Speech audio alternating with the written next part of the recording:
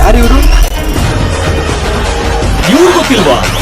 ಅಭಿನಯ ಚಕ್ರವರ್ತಿ Kichcha Sudeep.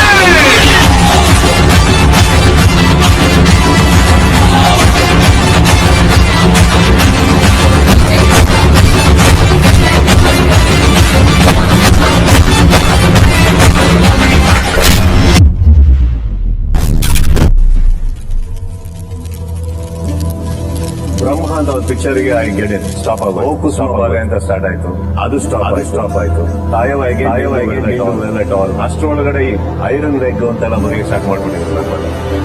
But I telling you today sir, they are the best people in my life. Best people in my